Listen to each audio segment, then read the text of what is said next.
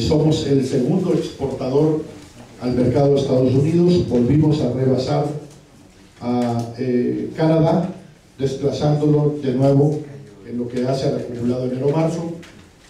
Somos el segundo abastecedor solo detrás de Japón. Japón con 398,000 unidades. México exportó a Estados Unidos 374,415 unidades, lo cual representó 10.2% del total de las ventas que se hacen en Estados Unidos. Finalmente, darles la cifra de la balanza comercial. Como saben, esta cifra nos la provee Banco de México y tiene un retraso de 2 meses. Tenemos el cierre de enero, y en el cierre de enero la balanza comercial registra un superávit de 2.370 millones de dólares, para un crecimiento del 17% respecto al año pasado. Les recuerdo que el año pasado casi alcanzamos los 36,000 millones de dólares de divisas netas, es decir, entre lo que exportamos y lo que importamos. México logró alcanzar el año pasado 36,000 millones de dólares de divisas netas. Esto es mucho más que las divisas que entran por petróleo o por el turismo o por las remesas a nuestro país, siendo nuestra industria sin duda la más importante generadora de divisas para las arcas del Banco de México. La balanza comercial del mes de enero refleja que de esa cifra histórica que alcanzamos el año pasado, pues traemos un crecimiento del 17.3% en lo que hace al mes de enero. Con esto concluyo el reporte de las producción y las exportaciones del primer trimestre y el mes de marzo del 2013, y abrimos, Elisa, si te parece, para las preguntas y respuestas, que con mucho gusto estaremos atentos a ellas. Claro que sí, doctor, muchas gracias. Buenos días a todos. Y TV Azteca, si es tan amable, por favor, comenzamos con la primera pregunta, si te puedes presentar. Aquí, aprovechando que no está el de Azteca, voy a agarrar el micrófono. Oiga, Marco Reyes del Canal 11, yo quiero preguntarle estas cifras que dio a conocer sobre la preocupante importación de vehículos usados, si no sé si tengan algún impacto en términos de empleo, cuánto ha generado, digamos, de pérdidas al sector, y también si ustedes pueden tener alguna estimación de qué tanto ha impactado en términos también de dinero, no nada más de empleo, al sector automotriz, ya sea a don Guillermo o a usted, don Eduardo. Muchas gracias.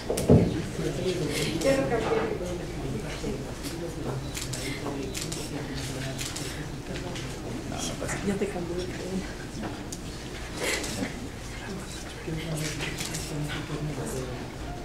Sí, estaremos haciendo un análisis más detallado en la conferencia de prensa, entonces tengo la tentación de dar algunas cifras, pero me voy a esperar a la conferencia de prensa de la próxima semana.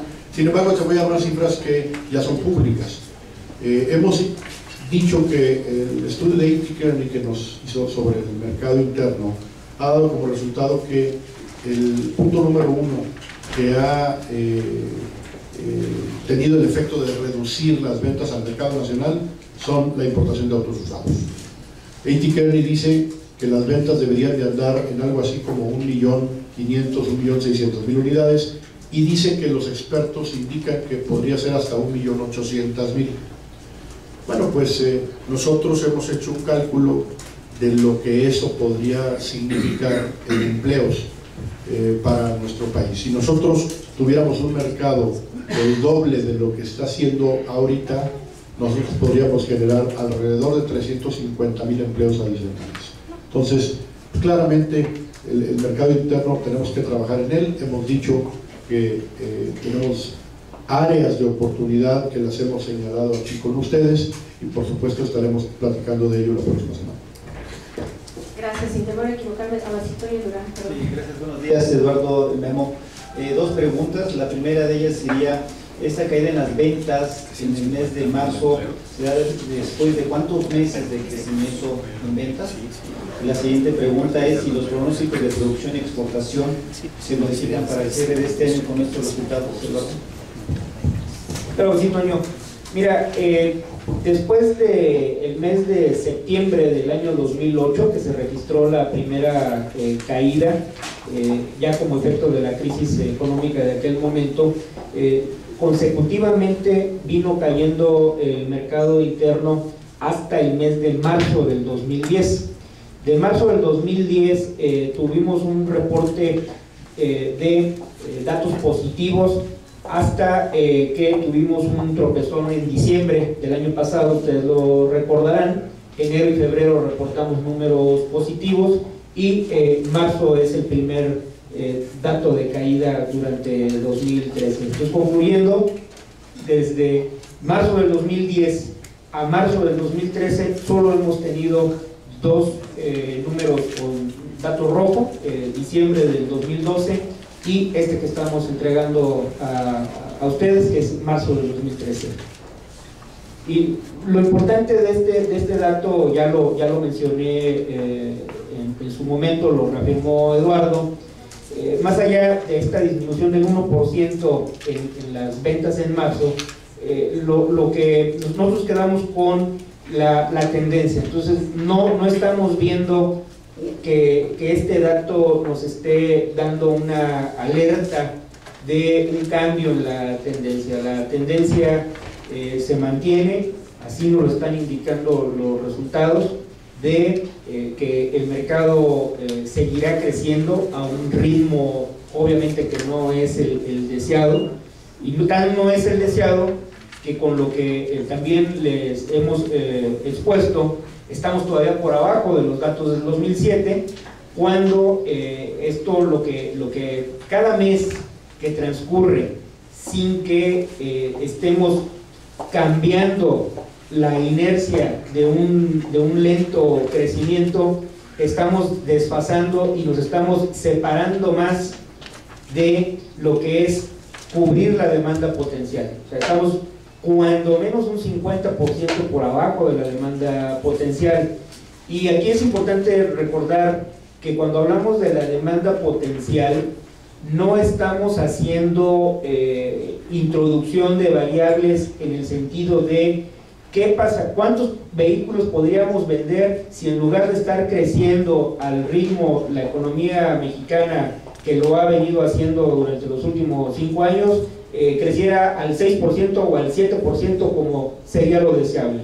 Si en lugar de estar generando 400, 500 mil empleos anuales, generáramos más de 1 millón de empleos. No, eso no lo estamos considerando en la determinación de la demanda potencial. La determinación de la demanda potencial toma en cuenta los datos presentes en la economía mexicana, es decir, creciendo como estamos creciendo, con el poder adquisitivo que tenemos, con la estructura sociodemográfica. Esto quiere decir la cantidad de personas con capacidad real para poder adquirir vehículos en términos de poder adquisitivo y de edad.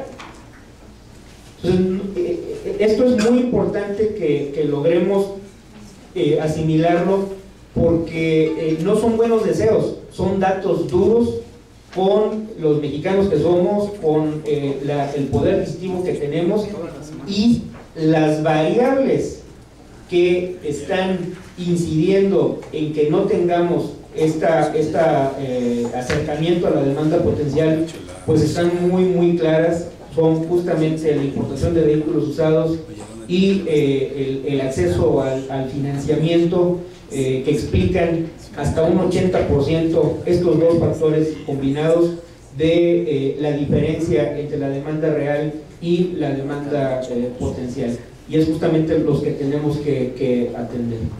Muchas gracias, ingeniero. No falta el doctor.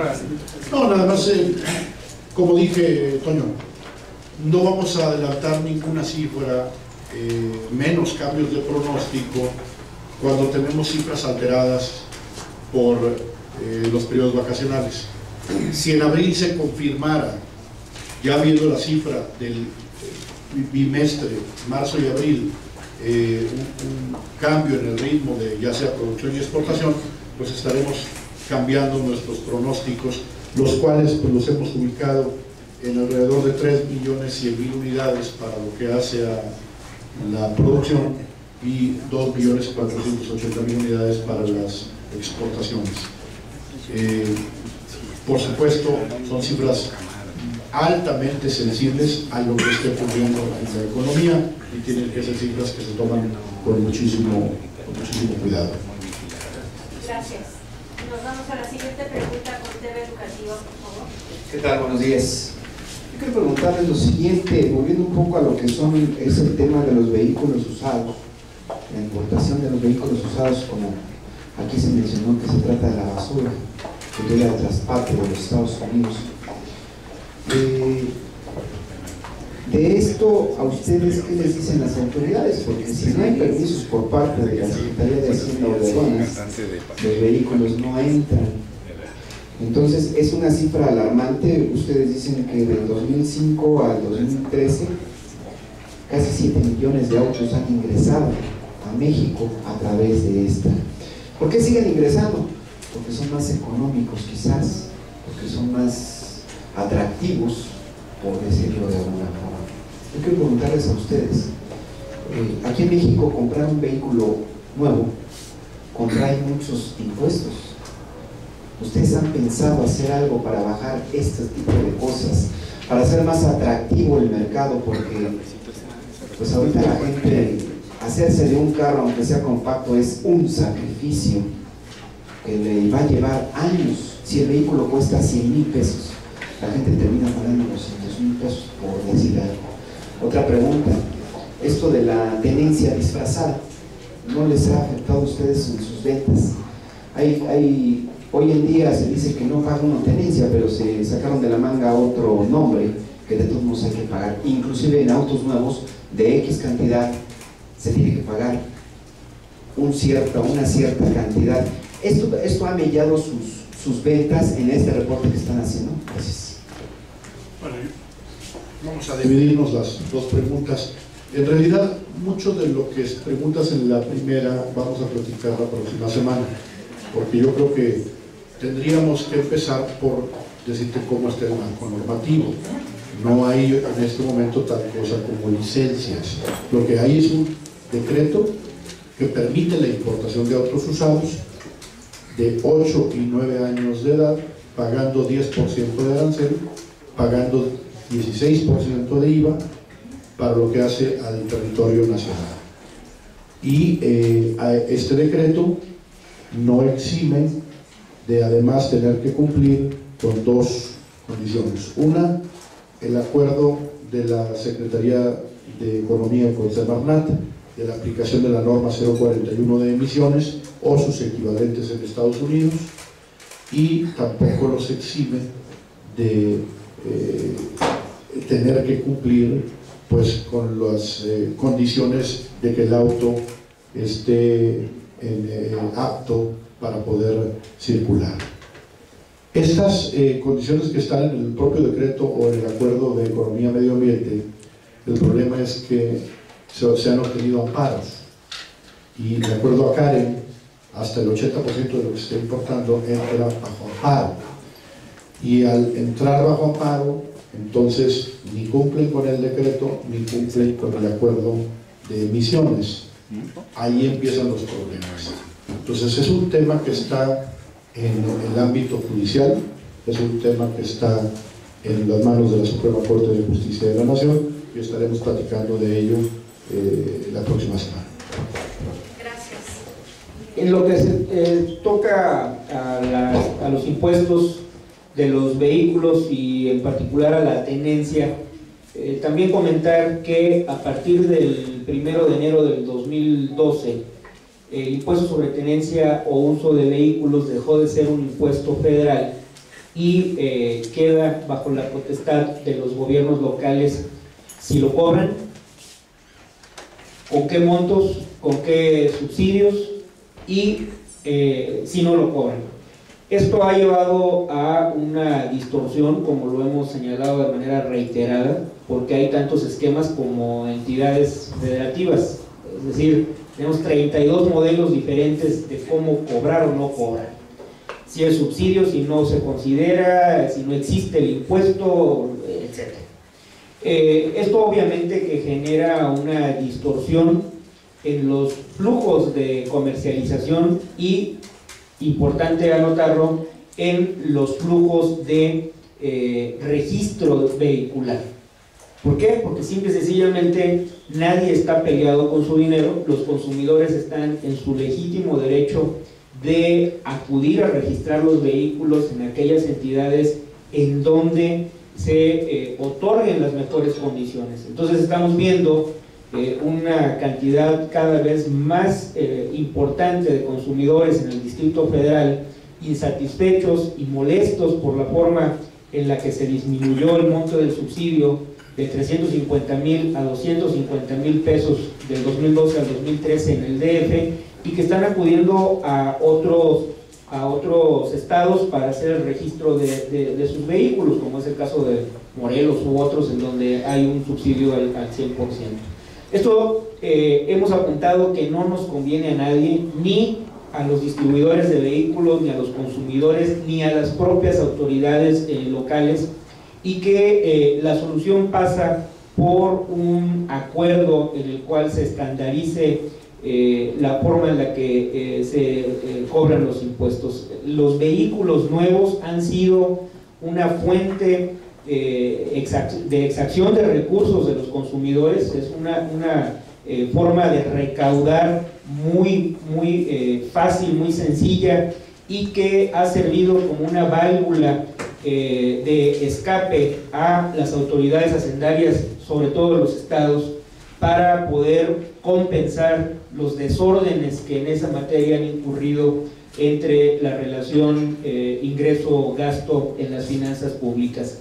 De tal suerte que, si bien no hemos observado por este efecto del cobro de tenencia una disminución a nivel global, es decir, los vehículos a nivel nacional sigue siendo la misma, no tiene un impacto, sí lo tiene en términos de ventas locales y sobre todo de registro de vehículos que distorsionan el sano ordenamiento del mercado vehicular. Y únicamente ya lo haremos porque es un ejercicio que vale la pena hacerlo y mantenerlo actualizado. Les anticipo que tendremos datos muy importantes relacionados con la importación de vehículos en nuestra conferencia de la semana próxima, a nivel de precios de mercado, de vehículos nuevos, de vehículos usados entre México y Estados Unidos, pero apuntar únicamente que no existe tal discrepancia significativa, no hay un arbitraje en el mercado de vehículos nuevos en la región de Norteamérica, y tampoco lo hay en el mercado de vehículos usados en la región de Norteamérica, y concretamente entre la frontera de Estados Unidos y de México. Esto quiere decir que a condiciones iguales de mercado y a condiciones iguales de producto, no hay una diferencia estadísticamente significativa en los precios. La distorsión de precios se provoca cuando lo que estamos importando en términos comerciales no son vehículos en circulación en Estados Unidos, sino que lo que estamos importando son desechos de vehículos que obviamente no tienen un precio similar, y por ello la distorsión. Pero con datos estaremos haciendo la comparativa, y en la próxima semana tendrán ustedes esta información. ¿Y no son caros los carros en México? Lo que le preguntaba. Bueno, con los datos siempre es muy relativo, ¿verdad? En términos absolutos, antes de impuestos, los vehículos en el mercado de Norteamérica, es decir, Canadá, Estados Unidos y México, se encuentran ya digamos que en un nivel de homologación.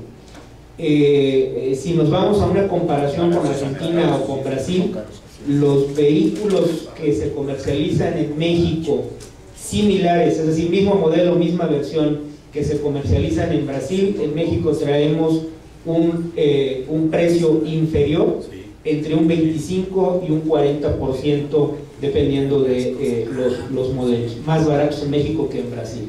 Entonces, no es un tema de decir los vehículos en México son muy caros, pues caros comparados con qué, ¿no? Entonces, estamos en el mismo nivel de precio que Norteamérica, tenemos un nivel de precio inferior que Sudamérica, y esos son los datos que nos reporta el propio mercado. Más aún, los precios, el incremento de los precios durante los últimos 6 años en lo que corresponde a los vehículos nuevos se ha encontrado por abajo de la inflación.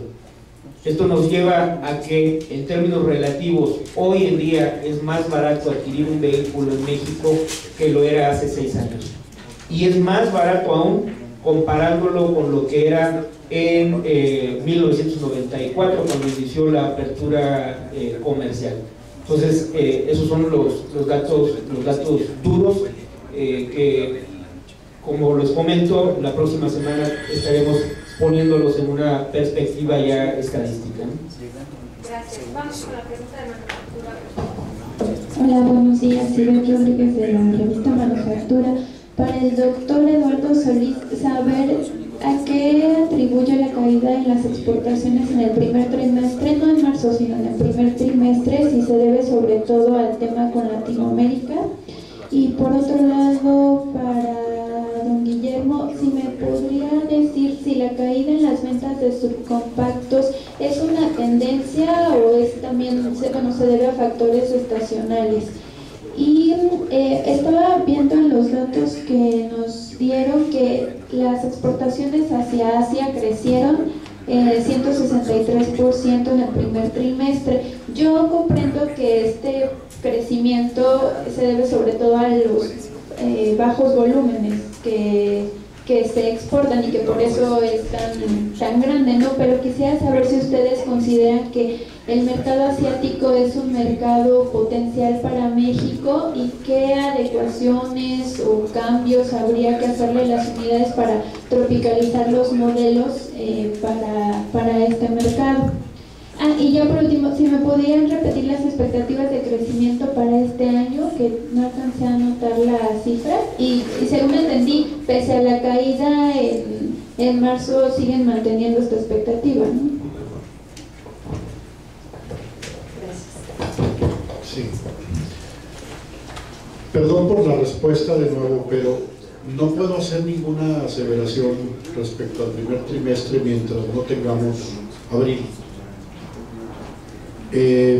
Entonces, si usted me pregunta, ¿será por la caída de Latinoamérica? Bueno, lo que pasa es que en marzo todos los indicadores cayeron. Usted tiene un cuadro donde dice exportación mensual y exportación acumulada, y en la mensual todos cayeron. Estados Unidos 7.3, Canadá 12.4, Latinoamérica 31.7, todos cayeron. Entonces, yo no puedo saber si esto es debido a que estoy comparando meses que no son comparables, porque estoy comparando un mes con días laborables distintos al mes en el que no cayó la Semana Santa, que es el mes de marzo del año pasado. Por eso, para poder yo responderle a qué se debe la caída en las exportaciones, primero quiero ver qué pasa en abril, para saber si realmente hay una caída o solamente fue la comparación de meses que no son comparables en este momento. Entonces, estrictamente no deberíamos de haber reportado nada en marzo y debimos habernos esperado hasta abril y juntar los 2 meses, y entonces decirles no reportamos nada porque no tenemos contra qué compararlo, porque estamos comparando realmente peras con manzanas. Estas cifras son muy sensibles a los días laborables. Entonces, nos ocurre cada vez que la Semana Santa no cae en el mismo mes, siempre. Algún año ocurrió incluso que cayó la mitad en un mes y la mitad en otro, entonces es un desastre. Déjeme que salga abril, juntamos los 2 meses y hacemos la comparación, y entonces le puedo decir si hay una caída o no hay una caída y a qué lo atribuimos. No puedo de ninguna manera soslayar la importante caída trimestral que tiene nuestras exportaciones a Latinoamérica. Ya di la cifra y también di la explicación que tiene que ver con el protocolo modificatorio y las restricciones cuantitativas que impone el ACE 55 con Argentina y con Brasil. En la cifra de pronóstico, 3.100.000 para producción y 2.480.000 para las exportaciones. Es una cifra muy sensible a cambios en la economía mundial, a cambios en lo que está ocurriendo en nuestros principales mercados, Estados Unidos por supuesto. Entonces vamos a mantenerlas estas cifras con mucha reserva, es decir, con desviaciones estándar todavía muy amplias, hasta que no tengamos mayor claridad de qué es lo que está ocurriendo en nuestro vecino del norte, en lo que hace a su economía. En lo que corresponde al comportamiento del segmento de automóviles subcompactos, apuntar dos factores que están incidiendo en ello. El primero tiene que ver con la base de comparación. Si observamos, y así lo debemos de analizar, los automóviles subcompactos y los automóviles compactos juntos ocupan casi 2/3 de la venta de vehículos ligeros en México, y hay digamos que un umbral, un conjunto de intersección en el cual a nivel de precios están compitiendo directamente subcompactos y compactos. Es decir, las versiones más caras, más equipadas de los vehículos subcompactos están en el mismo nivel de precio que las versiones más económicas de los automóviles compactos. Entonces eso trae digamos una dinámica de interrelación entre ambos segmentos. El año pasado estábamos reportando una situación inversa, en la cual el segmento de automóviles compactos traía una disminución. Entonces ese es un primer punto. El segundo punto tiene que ver que aun cuando el crédito sigue siendo insuficiente, ya lo reportaba yo, casi distante, 30% respecto al mismo periodo enero-febrero del año 2007, y también reportaba que para este año, comparado con el año anterior, estamos creciendo al 10% en el tema del financiamiento. Con otra variable importante, que los plazos a los cuales se están otorgando los créditos nuevamente se ha desplazado a que la mayor parte de los financiamientos se están otorgando entre 36 y 48 meses, con una participación ya constante a la alza de créditos a 60 meses. ¿Esto qué quiere decir? Que al desplazarse a un mayor plazo la vida del crédito, permite al consumidor con un mismo nivel de pago mensual adquirir un vehículo de mayor precio. Esa sería la razón por la cual estamos observando este comportamiento en los vehículos subcompactos, y también una necesidad de reforzar el acceso a segmentos de población que en este momento están fuera del circuito de crédito, para que puedan justamente acceder a un vehículo nuevo, que por razones de ingreso económico estaríamos visualizando que estarían en el nivel de los vehículos más económicos, es decir, los automóviles subcompactos. Es decir, todos estos datos lo que nos reafirman es que hay una limitante en cuanto a las capas socioeconómicas que están accediendo al mercado, y que tenemos que llegar a través de las políticas de financiamiento, de las políticas de control de vehículos usados y de las políticas de renovación vehicular, a que un mayor número de consumidores tengan acceso a la adquisición de un vehículo nuevo.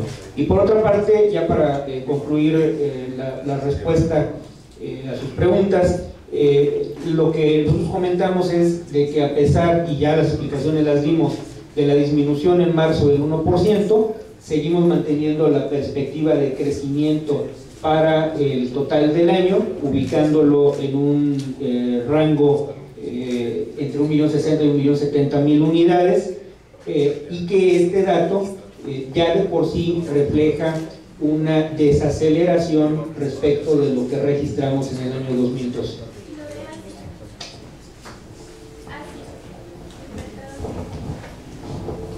Sí, las cifras todavía son muy pequeñas, no requiere una tropicalización adicional. Evidentemente lo que se ha venido exportando